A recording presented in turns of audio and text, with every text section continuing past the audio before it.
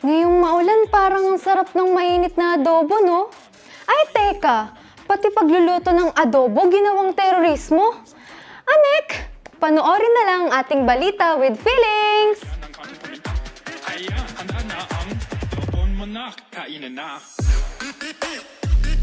Gaano katagibang ang justice system sa Pilipinas? Sa nakaraang linggo, laman ng balita ang latest na kinasuhan ng pamahalaan. Isang may-ari ng sari-sari store sa Mountain Province at isang nagluto ng adobo at kanin sa Batangas. Kasong financing terrorism ang ipinataw ng DOJ kay Marceline Pilala, isang igorot na sari-sari store owner. Galing daw kasi sa tindahan niya ang pagkain, gamot at iba pang gamit ng revolusyonaryong grupong NPA. Sinampahan naman ng AFP ng paglabag sa anti-terror law si Aliza Limita dahil nagluto raw ng adobo para sa mga NPA.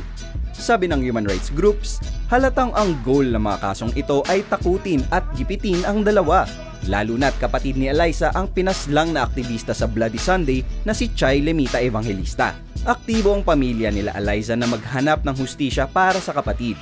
So ayan, kasuhan para tumahimik. Ang sama, di ba? At ang only evidence naman ng parehong kaso ay ang mga pahayag ng mga rebel returnees daw na nakasaksi raw ng pamimili ng mga NPA. Take note, binili. Kasi tindahan nga naman, di ba? So ganito na ba dapat next time?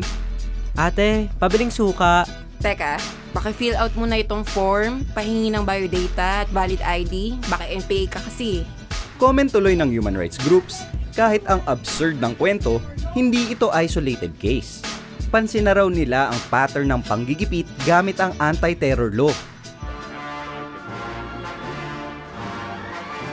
Patunay daw ang kaso ni Pilala at Limita na nagagamit ang napakalabo at mapanganib na mga probisyon ng anti-terror law laban sa mga simpleng sibilyan o kaya para sindaki ng mga taong naghahangad ng reforma.